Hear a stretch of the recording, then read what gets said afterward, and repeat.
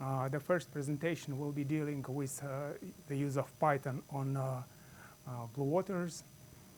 That will cover specifics of the use of the machine. And this talk has been prepared by primarily by Ron Hans, who is in front of me, our current top expert in Python. And I have only minor additions to his presentation. So if you see errors in the slides, it's mostly because I screwed up things.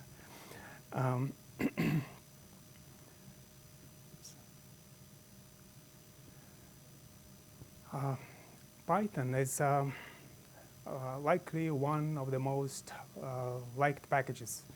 It's a package of young generation. It's heavily used on most of HPC platforms. Unfortunately, there is no clear agreement between HPC vendors how to support Python on supercomputing machines, and what level of support, what level of coverage of Python should be included. There are, due to the architecture of Python, there are a lot of difficulties in having proper support. One is raster file system, which is quite different from what you can expect on desktop machines. Raster is high throughput, optimized for high throughput I/O operations. It's very fast when you're dealing with transferring large amounts of data, but becomes very slow if you frequently open close applications, which is common for Python applications. Then we use Cray MPI, which is used slightly in a different way than you use MPI on your Linux machine. It's same MPI, but the way you practically use it, it's rather different. So that has to be addressed in the Python environment. And also, since Python is such a huge package, and you never know beforehand which of the applications will be needed by the user, particular users. It's always a challenge to decide which packages should be included in standard distribution. So BWPy is NCSA's solution to alleviate all those problems that I mentioned. To get BlueWaterPy, you just easily type module load BWPy, and you get your Python environment. That's only the first step. I'll be describing other steps that you need to know besides just doing this simple command. And we highly advise against using other versions of Python like Anaconda that you may like and want to use on blue waters. These will put you in difficult situation. It's slow on blue waters, and then building packages that you will need will require a lot of time on your own. Since we cannot help with doing that, we already invested a lot of effort in our own highly optimized version of BlueWater Python. So we highly advise users who want to use Python, please first try to learn how to use BWPy. If you have troubles, please let us know so we can advise you what you need to do to have it properly working for your applications.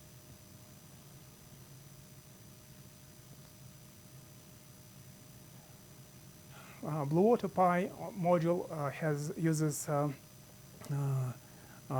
if you list BlueWaterPy modules on Blue Waters, you will notice that each module is accompanied with three numbers divided after decimal point. So first number is a major version, which describes, which explains typically what version of glibc was used for its compiling. Second is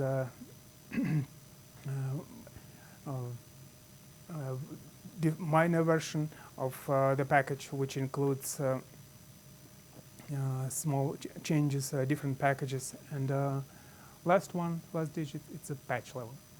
We have two primary versions of BWPy module that you may consider to use. One is default version 1.2, which is our primary version of BWPy, and there is a newer, latest version for a little more, that has a little more recent versions of packages installed. BWPy has been compiled with support of different libraries. It includes full support of Cray MPI. It supports Cray libsci science library. It supports accelerated libraries, and default version of libraries, science libraries compiled are from Intel.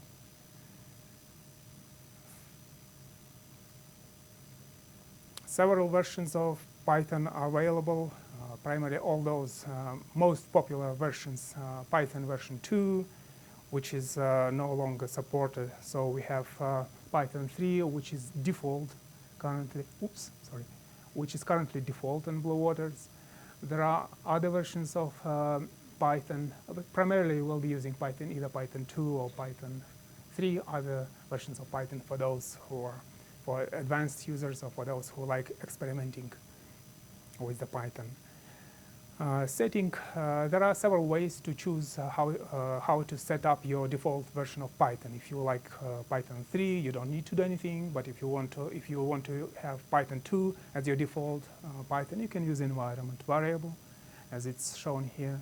There are also other ways, like using virtualenv, which will be explained later.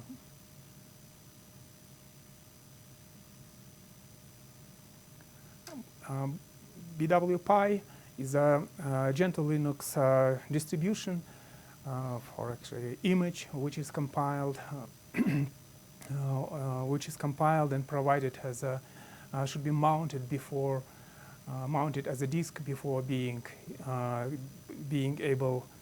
become available. If you if you just load BWPy module, you have a very limited portion of BWPy available. In order to get full access to BWPy, you have to use this tool, BWPy-environ.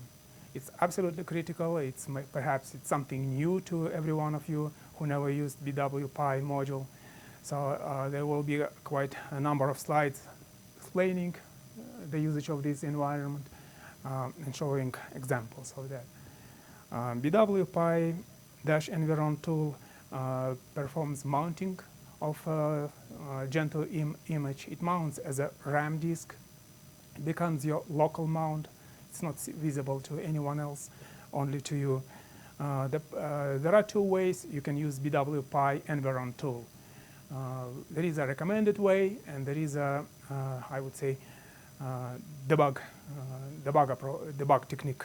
approach way, which is which you can use to learn to better understand what is BWPy, but try to avoid that. If you type in BWPy-environ, what it will do, it will mount Gentoo Linux image to -mnt -bwpy.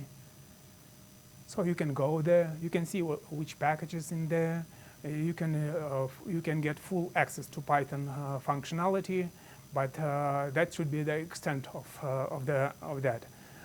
For other normal users of BWPy-environ, you use it in the way BWPy-environ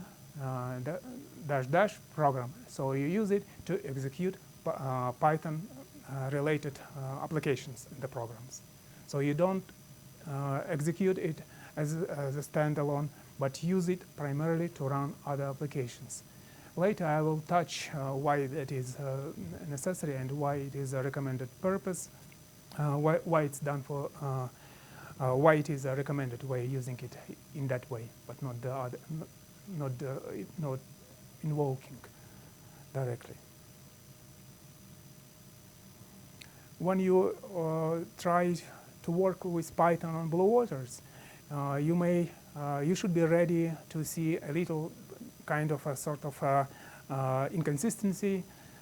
since, as I said, there is no clear way how to support Python on Blue Waters. So you may find several versions of Python. One of those is a system Python. So if you do log into Blue Waters, don't do anything, don't change modules, don't change any environments. If you type which Python, you'll get access to system Python. This is a very old version of Python, which is primarily used by vendor for supporting the operating system. So please try avoiding using this Python unless you understand its limitation. After loading module bwpy, if you look for Python, it will be mounted to this path. It's also not a real executable, it's just a wrapper, which is fully functional. You may use it, but you will not see all applications which are inside bwpy package. For that, you need to, as I said, you need to use bwpy environment tool. So as I showed in the previous example, you use put -- and here a program which you want to execute. Here we execute what Python will be used inside. If I use bwpy -environment tool, what version of Python it will use? It will,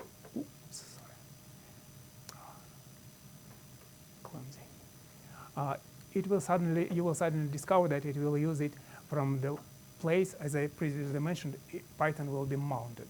So this is where real version of Python is stored.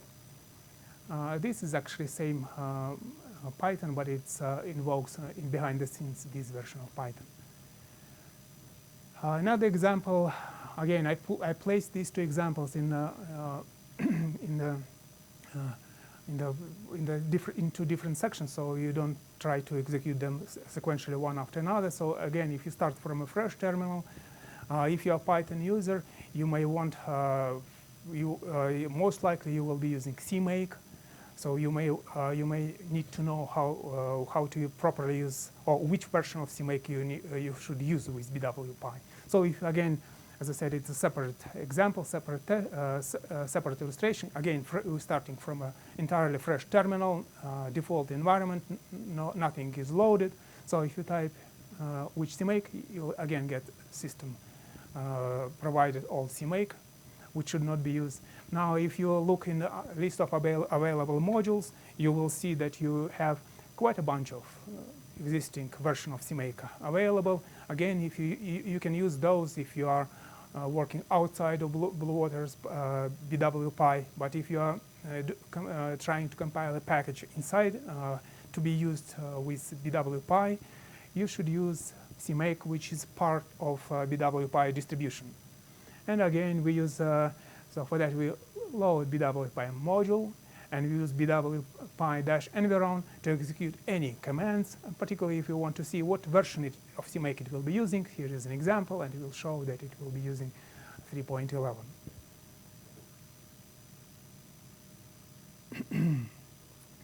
What we need to know about bwpy-environ tool is that it starts child process. For it to work properly, you need to properly initialize environment variables, so they will be passed to the child. So the child process knows which environment variables you wanted to use. So you need to expose those environment variables, export those environment variables directly. If you if you finish your bwpy-environ session, everything that you do inside that session, inside that child process, will be lost. So that's the reason that you should not, should avoid directly invoking bwpy and try to work inside that child process. You can do that, but as long as you know limitation of that, you are more than welcome to experiment. But if you stick to the recommended, simplest ways, it will just save you from potential confusion. When you'll be using So you need to use BWPy environment when you're compiling packages, when you're testing or doing short runs of Python. Short, I mean within reasonable limits on login nodes. You also need to use BWPy environment when you submit jobs to compute nodes. Here is an example how you do that. So you put appron -b. It's a PB. I put here example for what you put in the PBS script. When you use when you run Python application, you need to use -b with appron. That's a performance improving option that tells appron don't copy applications to the compute nodes, since compute nodes already have access to those binary files. And one here is particularly just simply tells how many CPUs to use in the or how many threads will be available. You put what number you want. Here, since it's just simple test, just checking, it's enough to run one single CPU. And then this is a syntax which is easy to follow, that shows where to put your Python interpreter and where to put your scripts that you will be executing.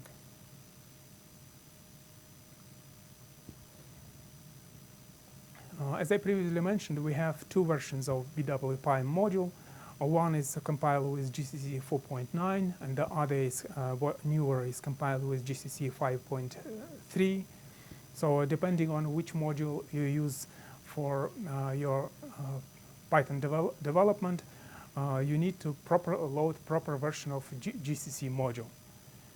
So if you use a default version of BWPy, you don't need to swap because it's currently already when you load programming environment GNU, you get default version for GCC 4.9, but this is the example how you change version of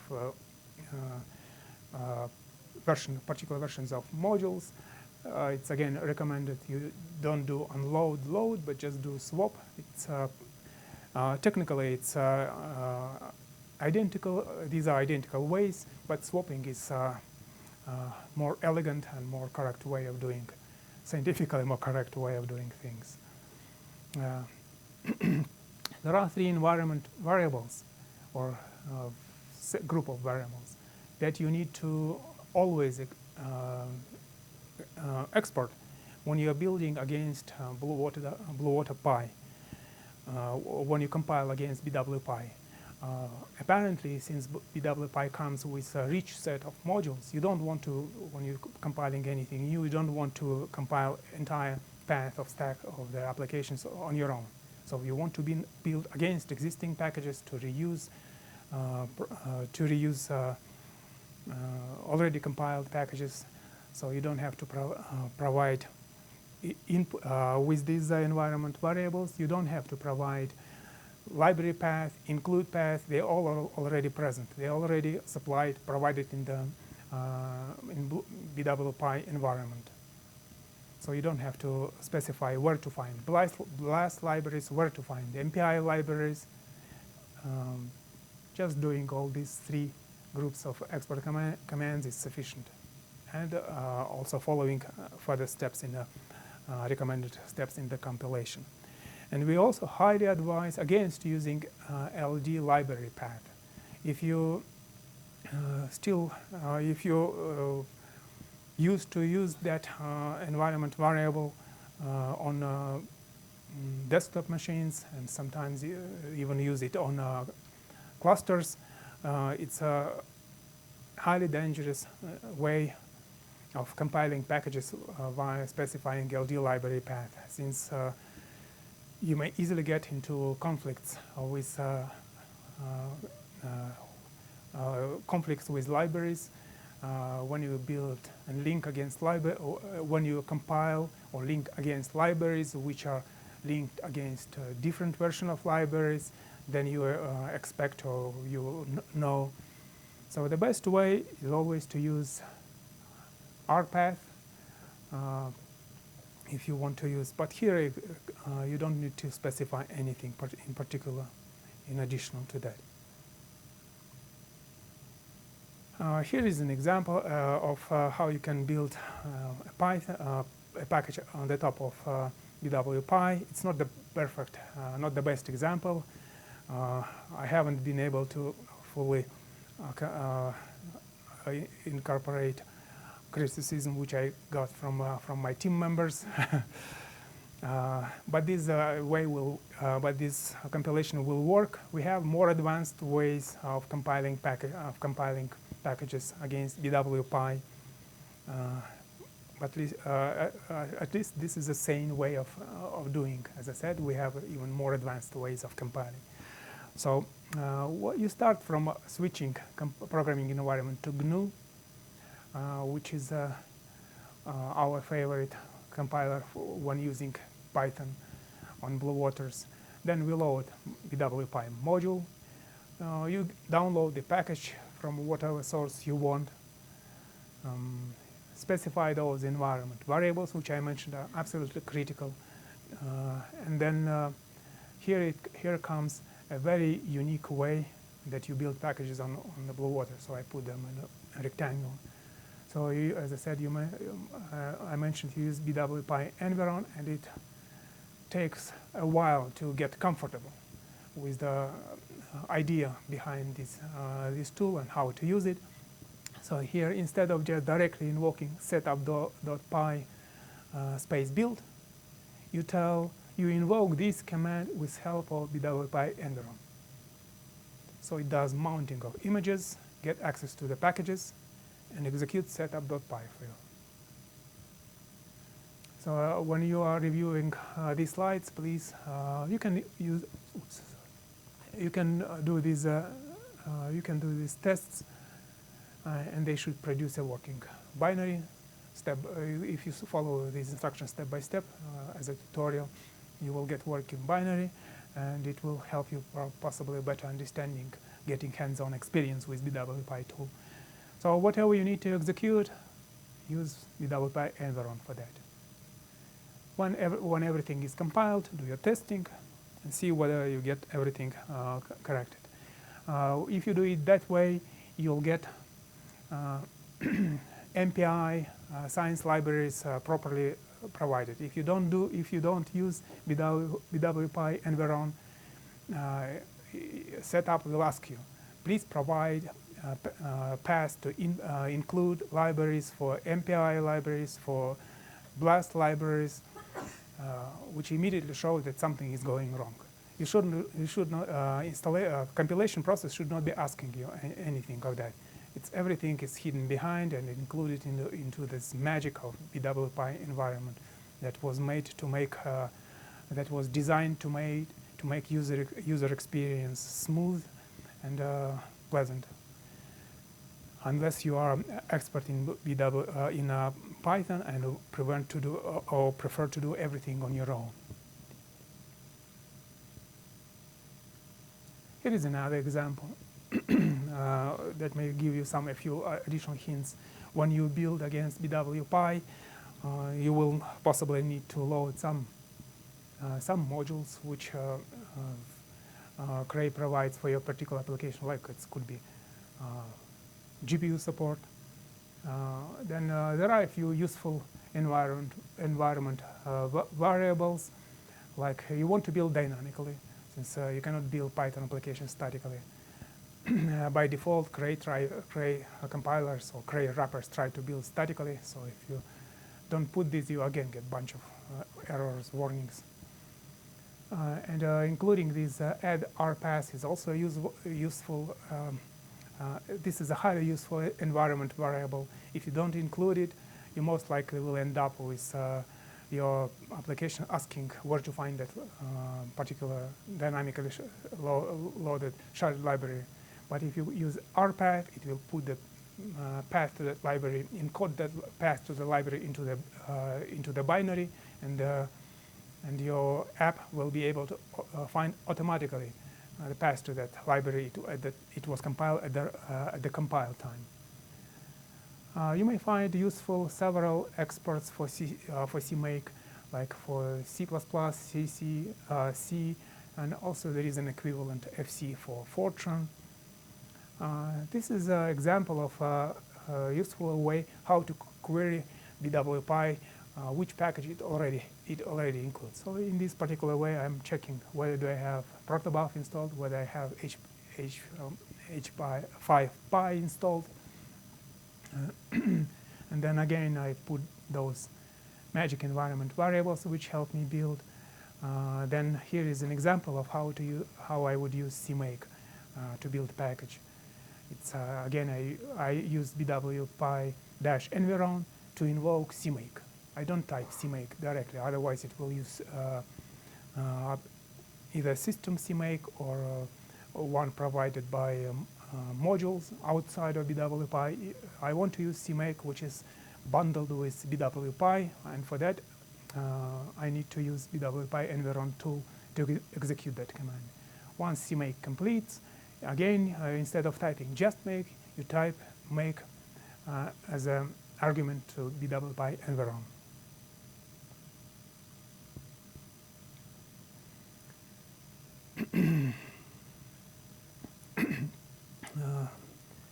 Previous slides covered topic of doing a few steps manually. When you need to do more advanced, more involved Python development, when you're intending to start a more involved Python development project, we recommend that you do everything under virtualenv. There is a nice tool that can, virtualenv is a nice tool that provides very powerful mechanism to build your own local Python environment. When you install packages under virtualenv, they automatically get into your home directory under .local directory. That will be your local Python repository. You cannot, use virtualenv is necessary since you cannot overwrite existing BWPy packages. These are on read-only, and obviously not just only because of performance reasons, also for protection against accidental overwrites. So you can overwrite packages or update packages only in your local environment, and for that virtualenv is a perfect tool. You can use pip inside virtualenv and do whatever typical pip installation you used to do, with exception of few packages that will be requiring advanced build from a source code. Very rarely you will encounter situation that pip cannot install install everything, cannot install the packages. In that case, there will be need to compile source code, and familiarity with previous examples might be useful for that. Here is an example of how to use virtualenv in real practical settings. So you create a directory where virtualenv will keep its binaries. Then you invoke virtualenv command, which is supplied by bwpy, and you can tell what particular version of Python you want to make a default. As I promised, this is another way of setting a default package. -p can help you to specify if Python 2 is your favorite package. This is how you can put it default under virtualenv. If you don't specify this, you will get Python 3 because it's default under bwpy, and this is absolutely necessary additional option, system side packages. It will pull system installed packages. If you don't have this option, you will not see all BW packages which are already available. So please don't forget to include this keyword, or your local virtualenv environment will be rather incomplete or practically empty. nothing available from BWPy will be transferred to your local environment. Then you need to activate, but it's standard way how you use virtualenv. Any documentation on virtualenv will show you that you need to activate, use pip to install your favorite packages, and deactivate when you are done with working with your virtualenv.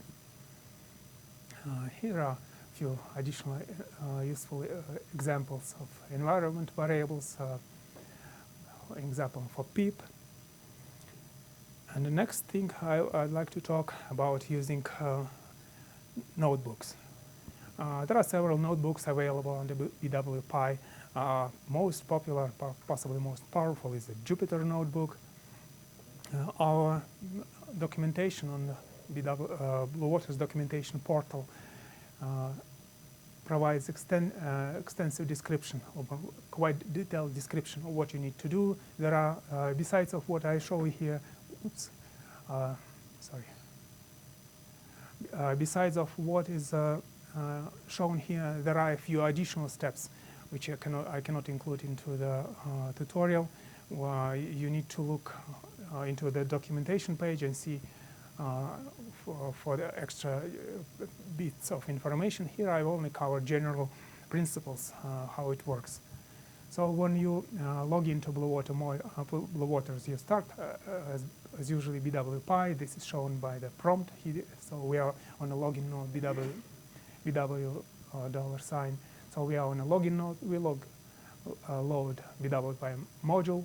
Then we again use our magic tool to invoke anything which is supplied in the Python. So currently BWPy includes Jupyter Notebook. It's already precompiled. So what you do, you just invoke Jupyter Notebook with help of BWPy, and it will start on a login node. It look for this particular line. This line will tell you what to do next. It will tell you that your notebook is running on what port it is using. You will need to memorize, you will need to use this port number and this IP address for the next step. So this is now when you go to your laptop, this is you specify this line which says this is my local port on the laptop. But this information in bold,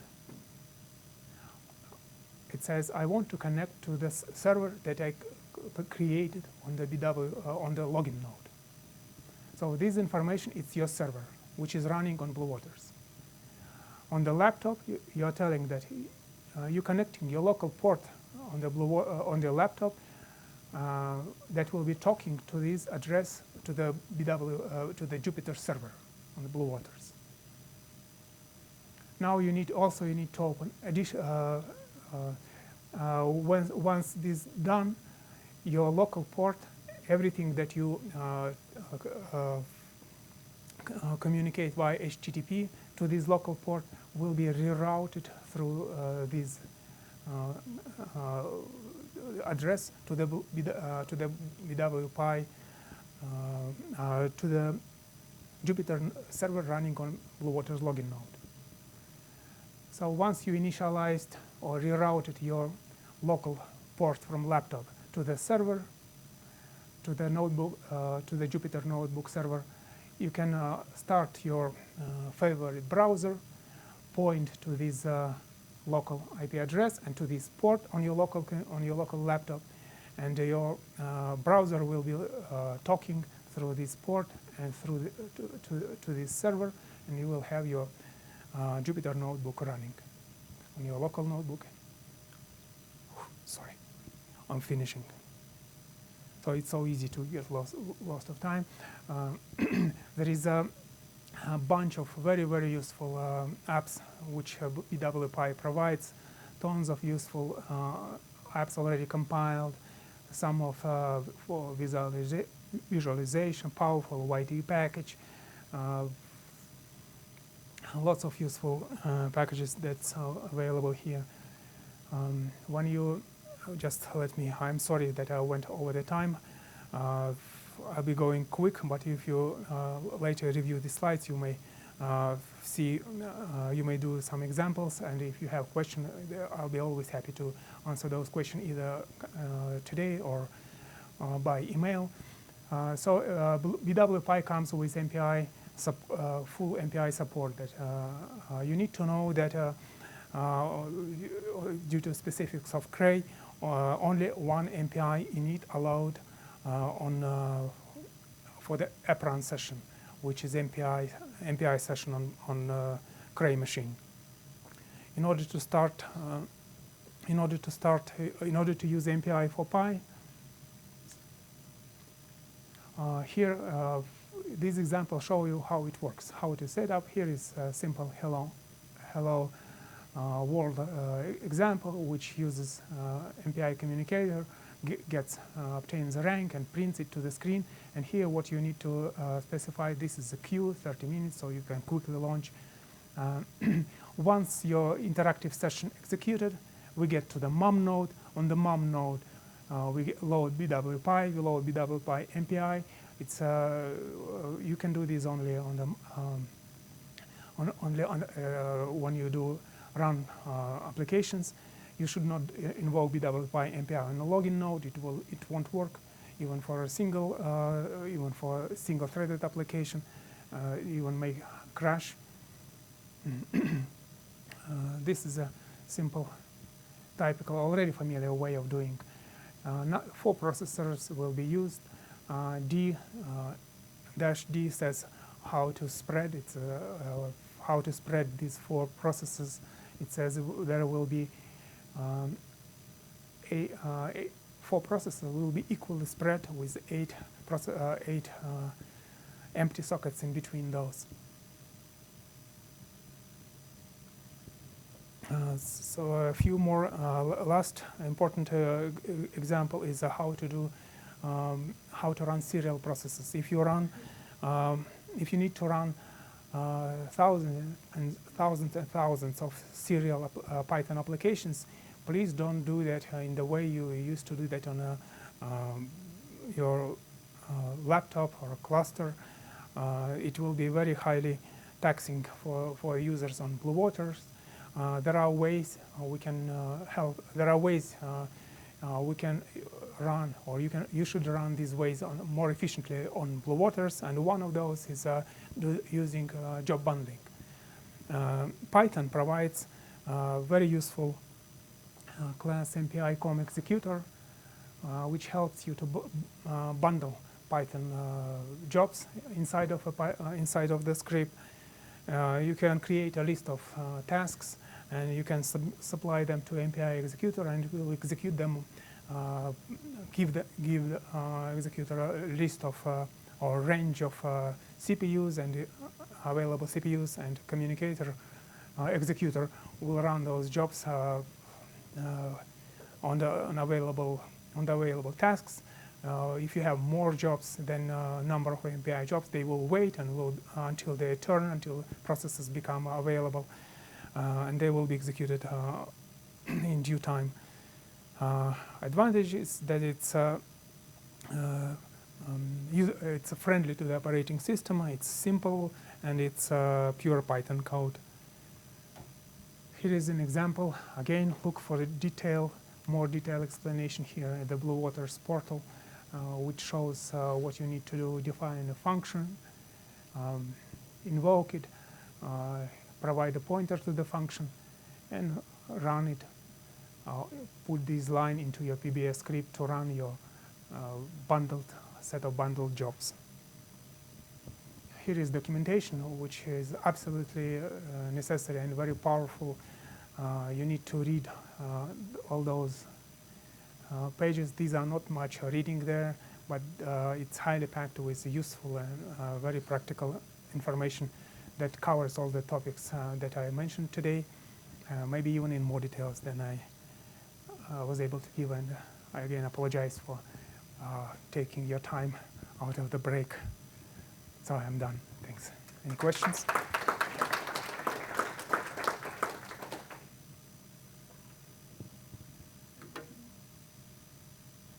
You always you always are welcome to submit tickets.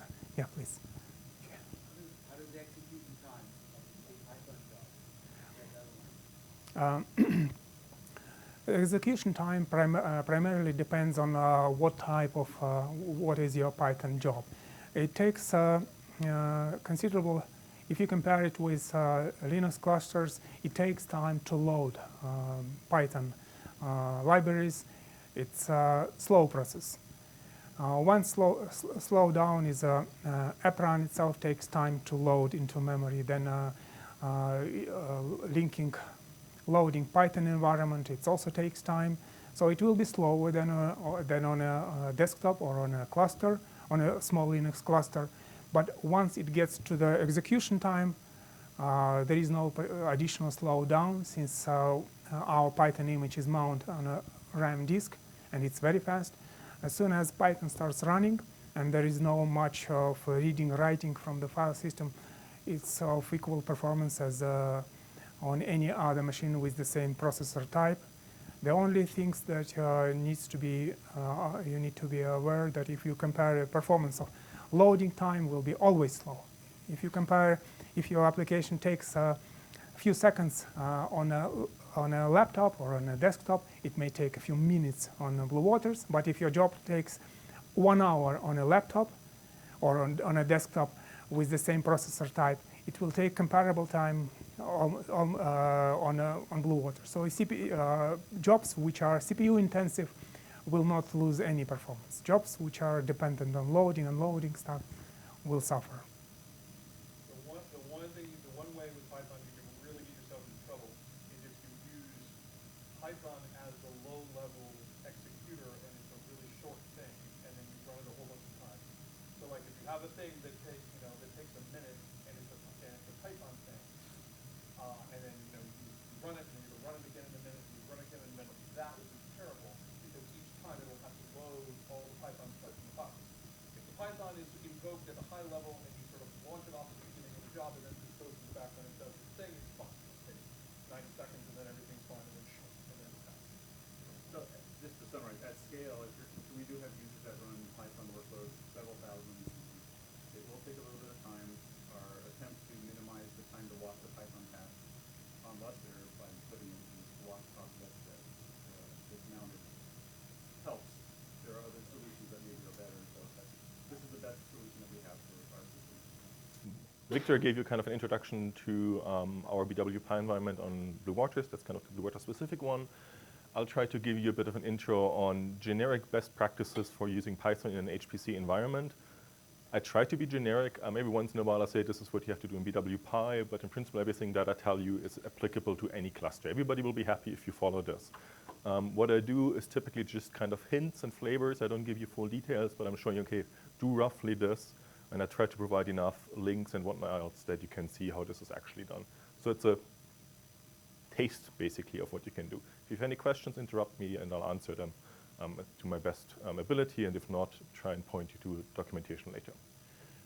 Right, so kind of the first question, why on earth would you want to use Python in HPC? Well, this is kind of a couple of rules why this could be. One of them is, well, maybe not the best one, but certainly everybody else is already doing it. So you might be interested in why.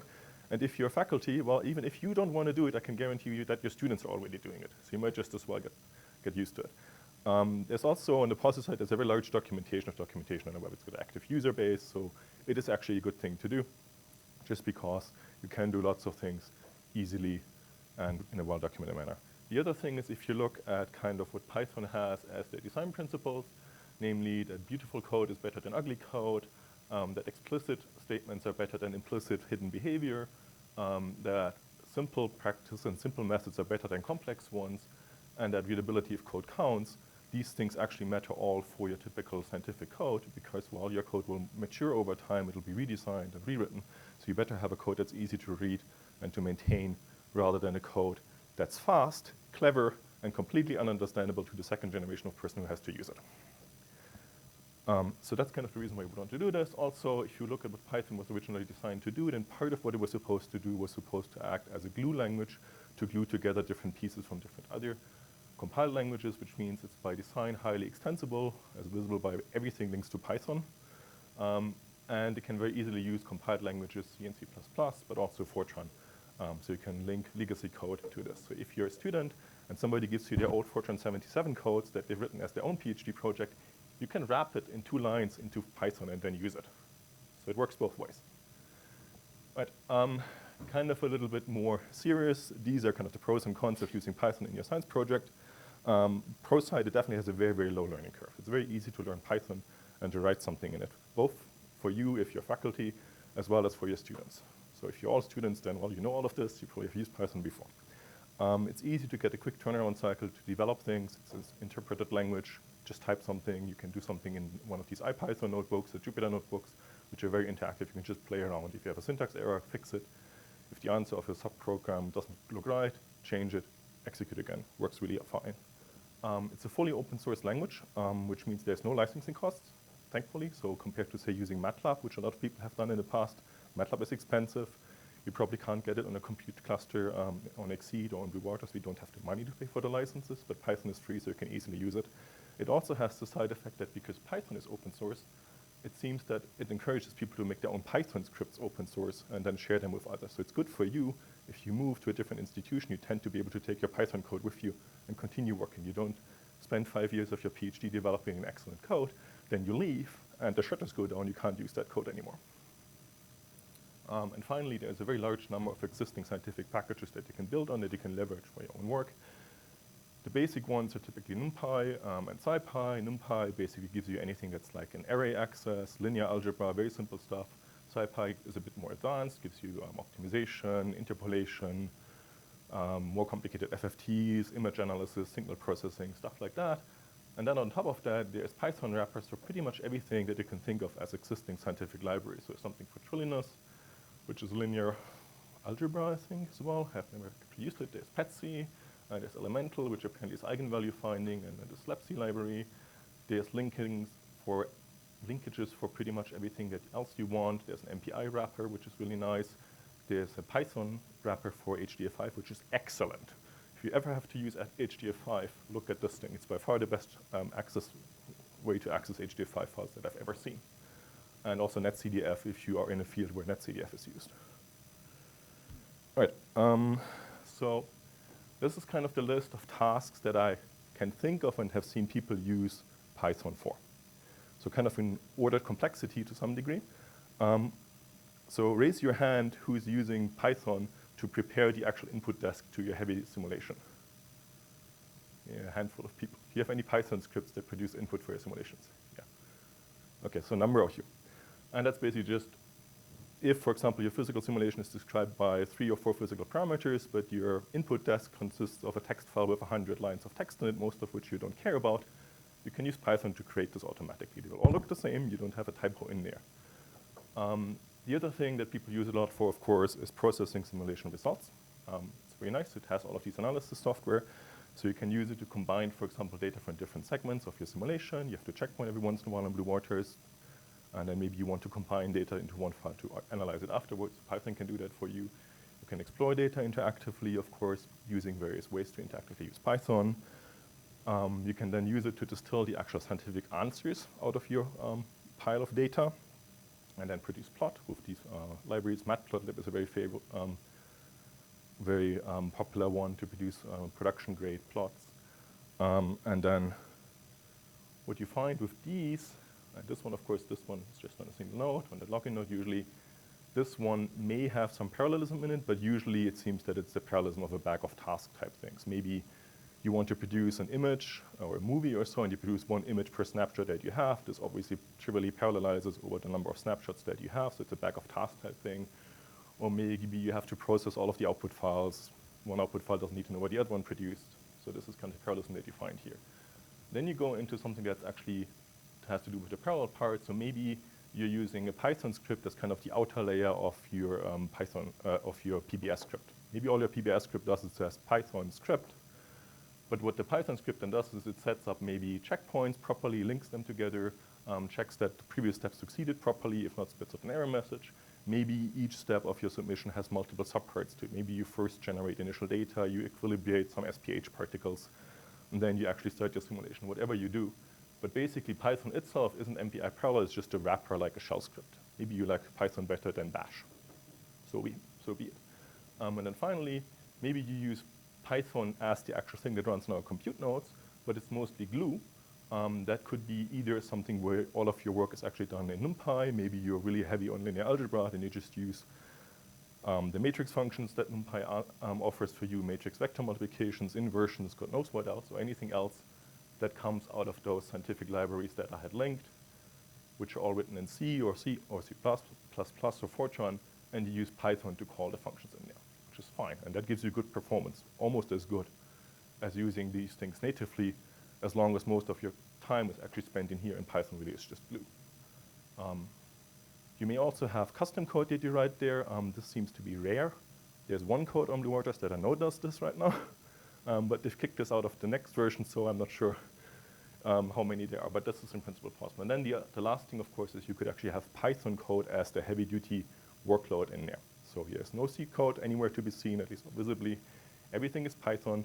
Maybe what you're doing is using Python's list heavily, or use Python's dictionary objects, or God knows what else. So it seems that genomics does this a lot because they're a new field, so this is happening there. And then you have to work a bit harder because Python by default is actually very slow. So that's kind of the usage case. So I hope I've covered everything. If what you do is not in there, let me know. I will be really curious to see what you're doing. Right. So the very first thing that you have to worry about using Python on Blue Waters, and Victor already harped on that, and I'll harp again, is that Python startup time actually matters. Python is really bad for a shared file system. But Python startup, in particular the import statement, are really bad because they look for these packages all over the place. I've timed this. If I do Python, let's just load the NumPy project module on my laptop. This does 1,600 open and stat calls, each of which would hit our single MDS server on Blue Waters. If you think this takes maybe a millisecond to answer, which would be fast, then once per rank, if I have 1024 ranks, then I'm looking at 1,600 seconds or so startup time, doing nothing. Right? I haven't even done print hello world, in principle. So this is really bad on a shared file system, and the reason to avoid this is basically why we have BWPy. It's not quite as bad in reality. This is a plot from a paper that Colin McLean, who developed BWPy for us, and the BW Blue Waters admins, who are not in this room, published to show what actually happens. If you do it on Blue Waters, if you load 16 modules, everything is on Lustre, so you don't use BWPy really, then the startup time is about 240 seconds, going from 1 node to 1024 nodes or so. So it doesn't increase quite as bad, but it's slow. You're waiting basically 6 minutes before you do anything. If you do it with BWPy, then this curve increases, but it's a factor of 10 slower. This takes 24 seconds to load these 60 modules, and yes, there's a bit of an increase. So you have to work a little bit on how to do this. We do it with the fact that we create a disk image with all the Python modules, and then this disk image is loop mounted for the compute nodes. It's not quite a RAM disk. It doesn't actually use memory, but it's similar in a RAM disk that is a separate file system. So it doesn't eat into the available memory that you have. And other users have done the same thing. So it always boils down to package up your Python modules you want, ship them to the compute node, and load them locally on the compute node. So we have that solved for BWPy. If you have your own modules, if you install them in a virtual env, for example, or in your home directory, then you're kind of back here because the home directory lives in Lustre. If you have too many, you may get back in here. So you can do a trick if you want to. All the compute nodes and the login nodes have a file system called dev.shm, which is a RAM disk. And you can install your stuff in there, make a subdirectory with your username, install it in there, tar it up once it's installed, put it somewhere. When you run your simulation, take the tarball, untar it on the compute node where you are on, and run it from there. Because it's at the exact same location in the global file system, it'll work as if it was installed on a compute node. But because it's now in shared memory on each compute node, it's really fast. So if you have to install a lot of extra packages and you find your startup time is low, this may be something to do. Yep. This is basically a user install. It's just in a different place. If you do a normal user install, you would put it in your home directory, say, right? But home lives in Lustre. So it has the same kind of slowdown. It'll work. If you want it to be faster, create your virtual env on the login node in shared memory, install it in that virtual NV, but of course the login node shared memory is not visible to the compute node. It's a different node after all. So you just tar it up. Now you have an archive. And before your code starts, on each of the compute nodes before Python, untar onto the same location and start it there. So each compute node has a separate copy of those modules. That's basically doing by hand what other people have done to make this fast. You don't have to. I don't think anybody has ever done so, but if you really find you're limited, try this. It's not too hard. The second thing, and this is kind of, okay, if you process your data, maybe you actually do some type of workflow management in there. Victor already mentioned, if you really just have a bag of tasks, everything is the same, everything is truly parallelizable, nothing talks to each other. There is this MPI com executor module that's part of MPI for Pi that you can use to just run stuff. And I kind of have an example here, similar to what Victor had. I think Victor's just said hello world. I'm actually squaring a number. So load the module, get the subpart here.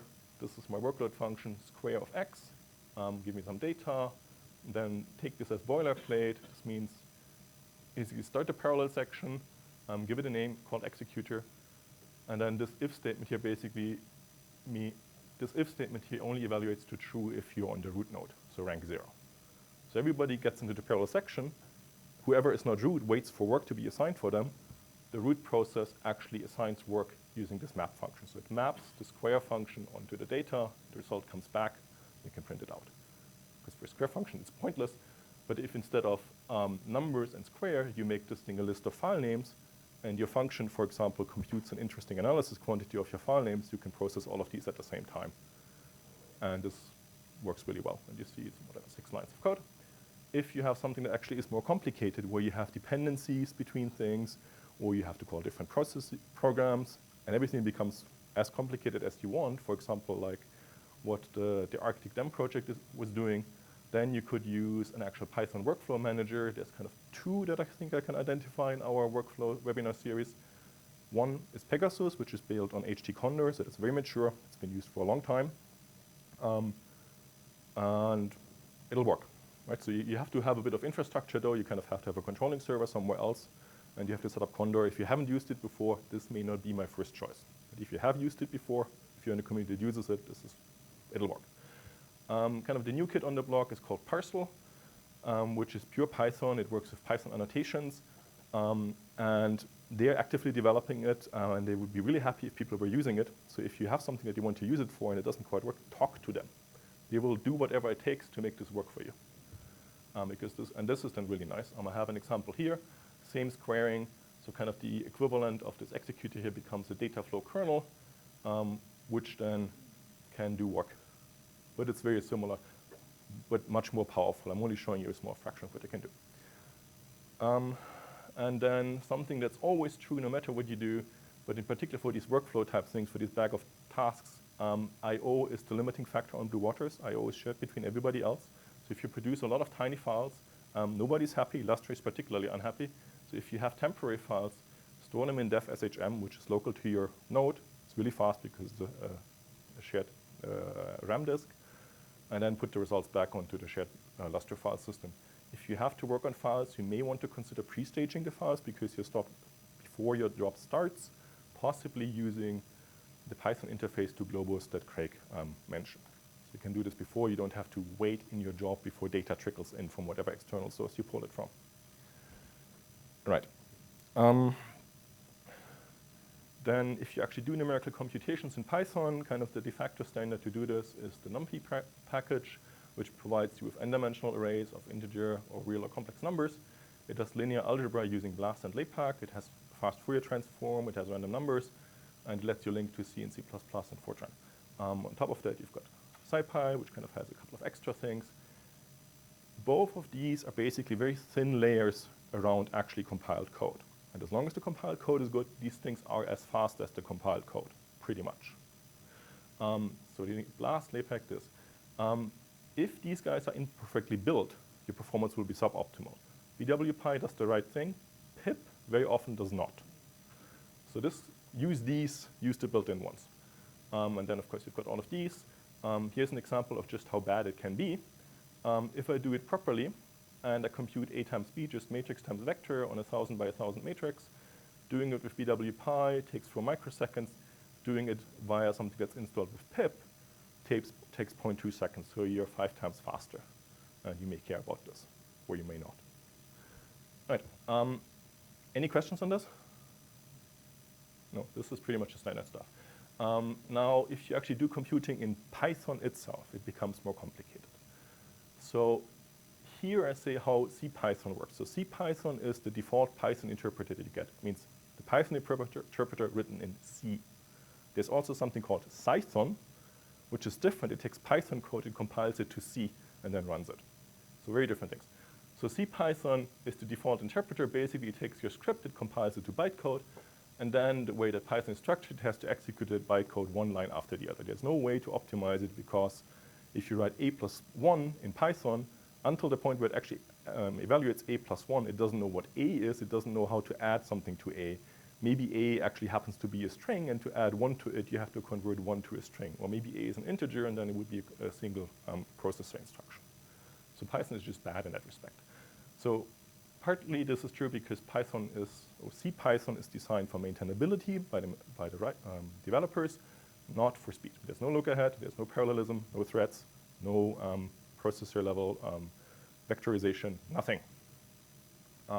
If you want something better, there's kind of two things. There is a different Python interpreter called PyPy, which itself is written in Python, slow, but it does just-in-time compilation of actual Python code. So actual Python code gets faster. There's something called Numba, which is a just-in-time compiler just for numerical operations, which works similar, but you have to annotate your code a bit. And then there is Cython, which takes the Python language, extends it by a couple of extra statements, and then compiles that stuff into executable code, and then it runs. So in principle, this one, you could write code that runs as fast as C or Fortran at the cost of actually having to write C or Fortran inside of Python. So nothing is ideal. These things have different benefits. Not everything is suited for the same thing. PyPy in particular does really badly with NumPy. This is an example. This is NumPy. Get a matrix, get a number of zeros, 10,000, then compute square roots. And yes, this is bad. You shouldn't have loops in Python ever. They're really slow. Also, it makes no sense to call the NumPy square root function that can take whole arrays on a single number. All of this is bad, but it shows you how slow it can be. If I do this in PyPy, it's about 2 times slower than doing in the actual interpreted code. So for NumPy, PyPy is slow. If, on the other hand, I had done a more Python-type thing, so I have a list, and I append to the list, this is actually 10 times faster in PyPy than in CPython. So it depends a bit what you do. If you're in the camp of, I do string manipulations, I do stuff with Python objects, use PyPy.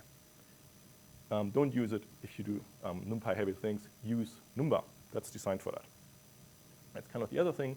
So Numba is this just-in-time compiler for numerical operations. In the CPython interpreter, it needs some simple annotations. So you can't just take the same code. You have to put a little bit of extra statements into your Python script, namely the ones in yellow. But you can see it's really little that you have to do. Basically, you import the module, and then put this Python decorator at JIT in front of the function that you want to run faster. And if you do so, then this runs 12 times faster than the interpreted code. So 2-line change, 10 times faster. Finally, you could use this Cython compiler, which actually takes your Python code, compiles it to C, compiles the C code, and then provides you a module that you can load and you can run this. This is considerably more involved. I'm only showing you the Python code. You have to write a little bit of a wrapper and make sure it compiles. I think I have a link somewhere. Pretty much boilerplate code. But if you do so, then you can, for example, directly access the math functionality from the libc library in C. And you can see that basically you're doing C. It even says CDEF. You're defining an integer here and a double, an array of doubles 10,000 large, and you run over this, and this then becomes about 400 or 500 times faster than doing the interpreted one. It's still not vectorized. I looked at the compiled code, and the assembly code doesn't use proper vectorization yet. So you could even get a factor of 2 if you had a code that vectorizes. So the fastest thing would still be use NumPy, because that will be properly vectorized and everything. All right. When did I start? You got, you go till 10:55. Okay. So let me see, how many slides do I have? Okay, almost there. Did I say that? Okay. All right. So last thing, kind of if you actually have legacy code, or you really need to get every single bit of performance out of it, you probably have to go and call compiled code from within Python. It turns out that because NumPy uses these Fortran libraries, namely LEPEC and BLAST, which technically only have a Fortran interface, there is a wrapper to take Fortran code and make it accessible from within Python. Basically a one-line thing, and it's much, much easier than do it with C, surprisingly enough. Python is written in C, but the linkage to C is more low-level than linkage to Fortran, unless you use helper tools. So kind of if you have this particular Fortran code that computes the Fibonacci numbers, puts it in an array of size n, so the first n Fibonacci numbers stored in an array A. If you don't know Fortran, talk to your supervisor. They will. So this is the Fortran code, but if you had other Fortran codes, it would work. This is Fortran 95. If you want to be really painful, take Fortran 77. This is how you compile it. So NumPy basically has a submodule called Fortran2Py, which you call, you give it, I think this shouldn't be M. I think this is not an M. This should be a different letter. I'll fix this. But you give it the name of the output module you want to create and the name of the input Fortran file. Run this. This generates an executable library that you can load in this Python code. So load NumPy, import the module that you've just created, and then make an array with some space. So it needs to be a double, I think 8 wide. Call your function, print it out, and that's it. So if you have Fortran code that operates on arrays, do this. This is so simple that even if I had a C code that operates on arrays, I would probably write myself a Fortran wrapper around the C code and then compile this, because the wrapping doesn't cost me anything. It's just an extra function call. This is kind of the list of things you can do. These are mostly just links to the official documentation to show you how it's done. Python can simplify linking to C code a little bit, but it's still more complicated, I think, than using this wrapper. Swig is a generic wrapper generator that lets you call compiled language code from all kinds of languages, including Python. The Boost library is a C++ template library that lets you interface to Python as well from C++. Careful though, the version we have on Blue Waters has a bug, and it will interfere with you using HDF5 from within Python, or generally. So if you use Boost, you get strange HDF5 errors on Blue Waters. Talk to us, we know a workaround, but it's ugly. Python has kind of something that they call C types, which is kind of direct linkage to C code, which you could use. And then you could write NumPy extensions using C or C++. So they're all a little bit more complicated. I'm showing you the simple stuff. If you need more complicated stuff, look in here. And no talk about HPC would be perfect by not saying profile your code. Please do profile your code. If you don't profile your code, you don't know where it's slow. And don't assume that, well, I know what my code is doing. I've got an innermost loop. It's going to be slow in that innermost loop. Maybe. Maybe what's actually slow is the loop header where you iterate over stuff. Who knows? Use a profiler. The downside is that the typical profilers you would use on Blue Waters or on a typical cluster won't work with Python because they will profile Python, not your executable, not your code. They will tell you that the Python interpreter spent a lot of time in this function that maybe is a loop that you've never heard of before, but you don't know where that loop ever happened in your Python code. So you have to use something that's aware of that.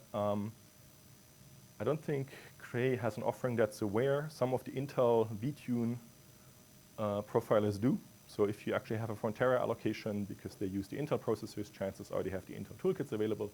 They are somewhat aware of Python. But you can always use the Python internal profiler that comes with Python, and that gives you lots of information that you want. It comes in a module called cprofile. It's included in EWPy because it's part of Python. And it gets you kind of the same information level that you would normally get out of the gprof profiler that comes with GCC.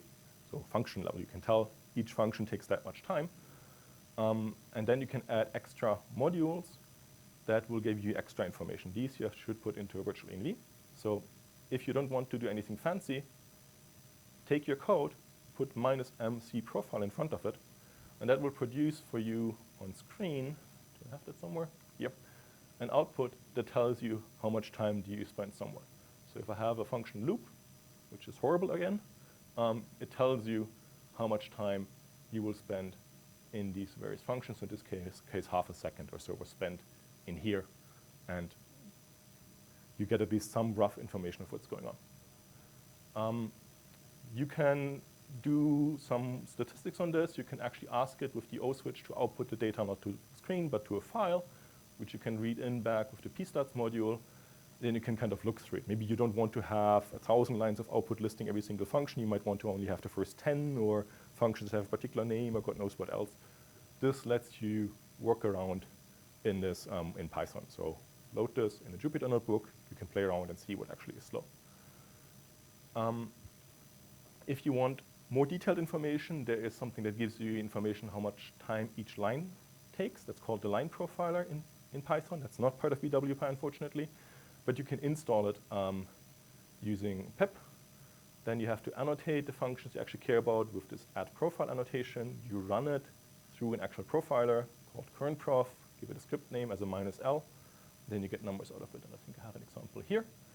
So this is the second box. Create a virtual env, install the line profiler, activate the virtual env. I'm skipping this here. Run the profiler, and then run this line profiler module on the output file that it generated. And now you can see how much time it spends in each line. So if anybody who thought this is going to be the slow part is actually the for loop header.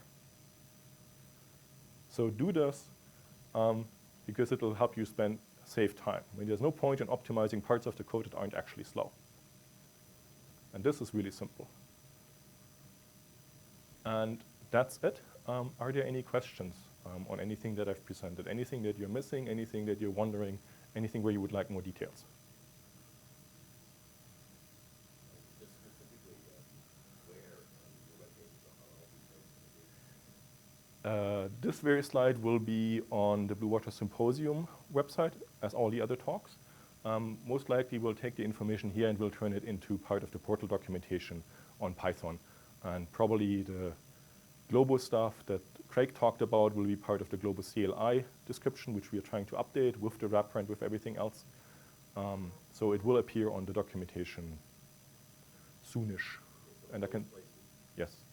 But yeah, just the slides you can always get from the website of the symposium. Yep. I just wanted to put a quick plug for anyone who's using Python to find their test code that there's a newer successor to it called Python 11 that we